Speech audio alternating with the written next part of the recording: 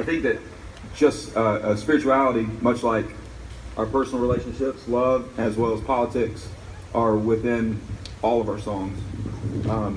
Whether you think that's directly or indirectly, it's in there if you're listening and looking. At least I have faith in that. I would say spirituality has been guiding everything we do from day one, and that's changed and continues to change throughout our lives. In a more formal consideration about our grandfather, for me, it was an awakening for a lot of reading that I've done since I really started learning about my grandfather.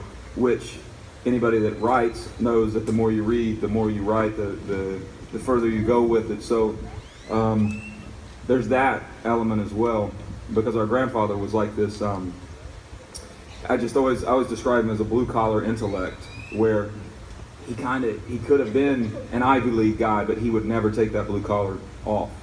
And he might have been a little guilty for always standing up for the little guy and neglecting the big guy. That was one of his weaknesses. God bless him. But my grandmother would remind him, hey, a white collar doesn't mean you're good to go. It doesn't mean you're just, you need love just as much, maybe sometimes more. Either way, it's all good. But he was such an intellect, and his writings really guide a lot in our lives. Continue to do so. Yeah, he passed the year Scott was born, our grandfather Clegg Avett, and so that's 4 years before I was born. So there was no personal, literal relationship, but he loomed so large because of that book, because of that collection of his sermons, that there's just a lot of truth in it, and a lot of truth can be gained from it, I think, regardless of whatever specific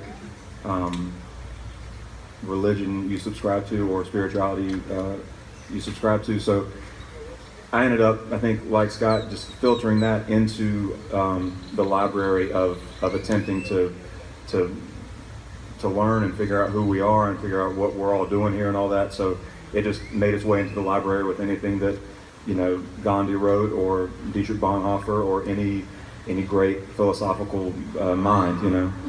Bonhoeffer, right? So he gave a lot to us, but it's weird, like at home, like Mount Pleasant or in Concord, North Carolina, I still have, 92-year-old, women walking up to me and say, "You look just like Clegg." I remember Clegg, and he was so wonderful, and he did so much for my family, and it's a weird thing. We feel very close to him, though we have no memory of him, and so it inevitably works its way into what we write songs about, because we want to write songs about things that matter,